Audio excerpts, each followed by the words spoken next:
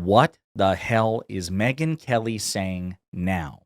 You may recall we recently did a video about how Kelly, who is a major MAGA podcaster, former Fox News host, wildly successful, potentially made a career-ending move when, at the height of the recent Epstein bombshell, she went out of her way to emphasize how Epstein really wasn't a pedophile. He was more of an ephebophile. Like, sure, he victimized minors, but not like really young minors. They were older minors. The backlash was bipartisan and unanimous, and she caught a lot of shit, rightly so. Well, as I said on Twitter, it's almost like she's trying to distract from that scandal by stepping into another one, but this time about Donald Trump. And it's in a similar vein. The shit she says here will truly shock you. But before we unpack all that, if you end up liking this video and you want to support the channel, please be sure to hit the like, subscribe, and alert bells before you go. All right, folks, brace yourselves because this is yet another unhinged thing to say by Megyn Kelly. There is not a single woman who has said, yes, I was trafficked by Epstein to Trump. There's one who says Trump walked into a house with Epstein and allegedly fondled her upon meeting her. Okay, that's the best they have so far. And they're waiting for some sort of smoking gun in these materials. So I think Trump did his 180 because he had to. He knew he was going to lose it. There is.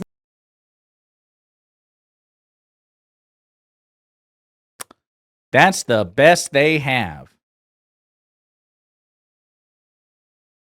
So Megyn Kelly, if you watch her content, I don't watch like a ton of her stuff, but enough to keep informed. Because she's, as far as MAGA podcasters go, Kelly is interesting to me in the sense that she'll criticize Trump. More on that later. More on that. That's something else for you. Put a pin in that right now. But she will occasionally criticize Trump in ways that like Tim Pool and Benny Johnson won't, right? And when she defends to Bill Maher and the New York Times and the Libertarian Fifth Column podcast about why she favors Trump over the Democrats, the thing that she basically always says is, well, Democrats are effectively hurting children with their trans policy, right?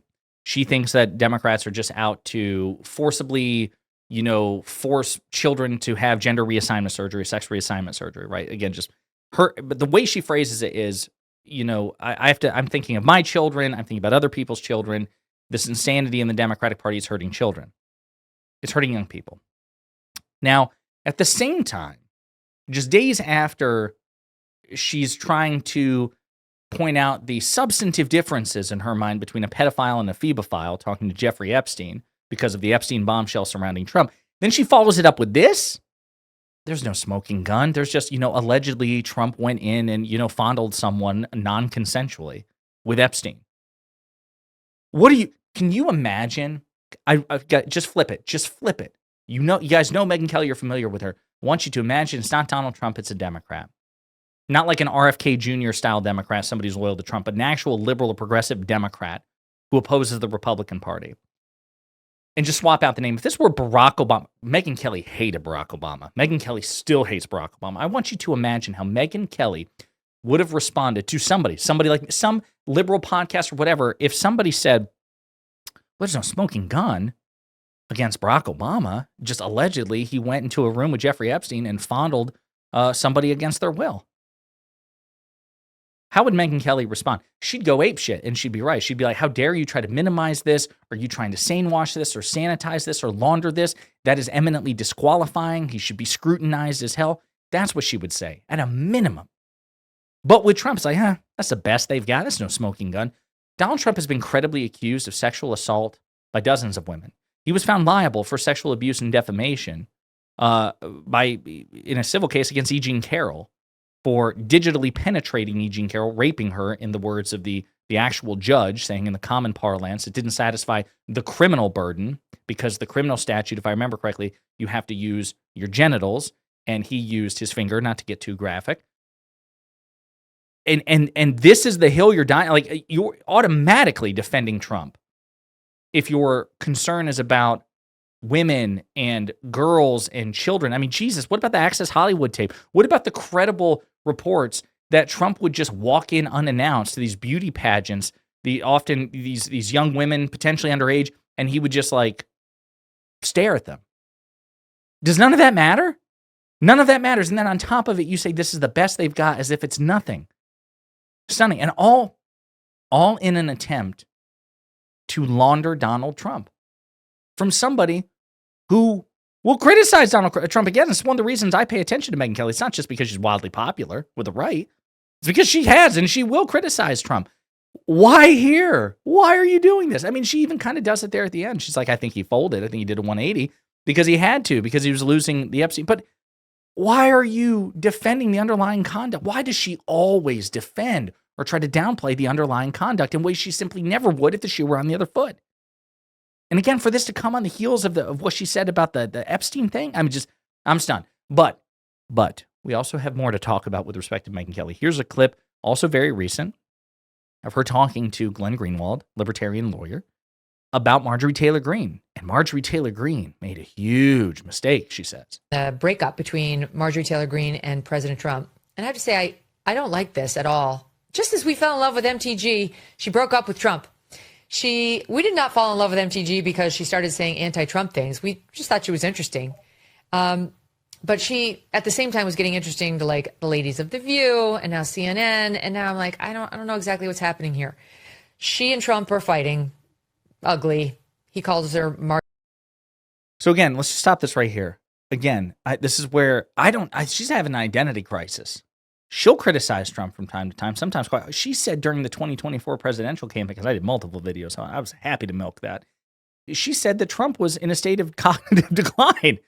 She said that to Glenn Beck on the record in an interview. So I mean, this is somebody who will hit Trump, figuratively speaking. And now she's pissed off that how dare Marjorie Taylor Greene criticize Donald Trump?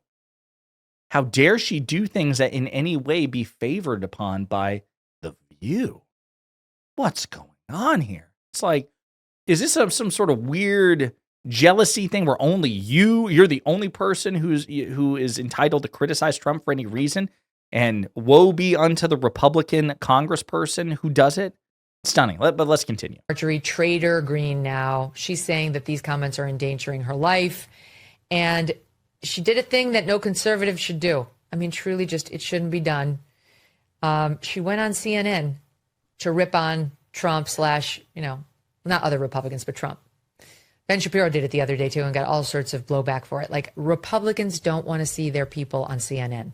You know, it's one thing if you're Scott Jennings and you're taking on a table of Democrats fighting for Trump, but it's another to see like you go into the den of the enemy and start bashing your own team.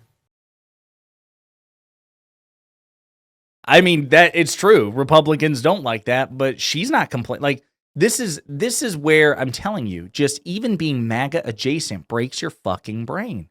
It just does. Like, it is some sort of like psychic radiation, which just corrodes the synapses and neurons. It's so funny.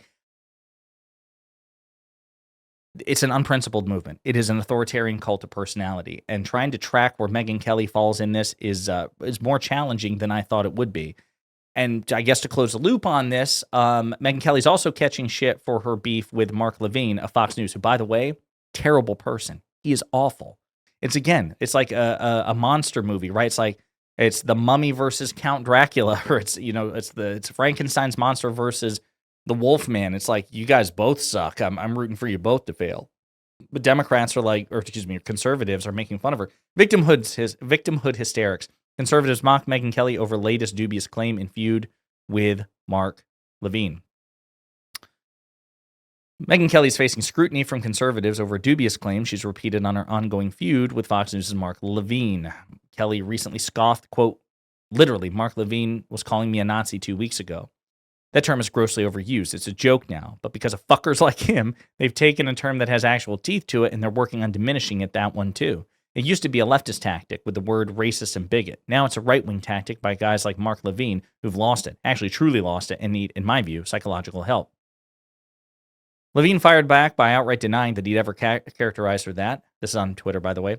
Now, Megyn, I never called you a Nazi. I never called you an anti-Semite, which you accuse me of saying as well. You're awfully defensive. Serial lying is not a great trait, Megyn, but you are a crackpot. Well, I mean, you're both serial liars and crackpots, but I digress.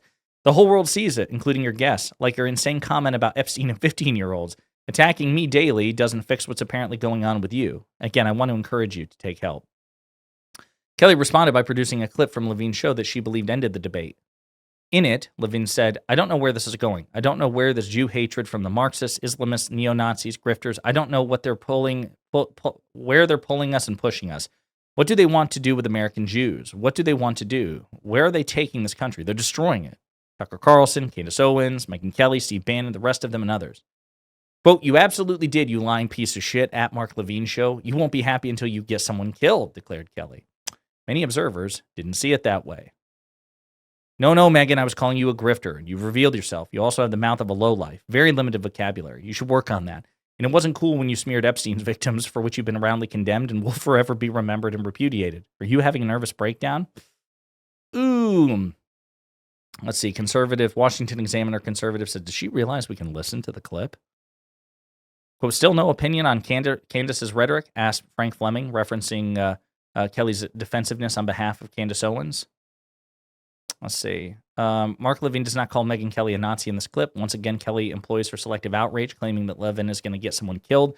She's never condemned any of the deranged nonsense from Tucker or Candace, and it's fair to ask why she won't. And it just goes on and on and on. She's catching a lot of crap. So listen, these are some terrible people, and I'm rooting for neither of them. But it is interesting how it seems like Megyn Kelly is super self-destructive at the moment. Although I'm sure it's like actually doing wonders for her YouTube channel, like her views and whatnot. But this seems like a regression and a self-destruction even by Megyn Kelly standards, which is saying something. There you have it, folks. In the meantime, let me know what you think in the comments.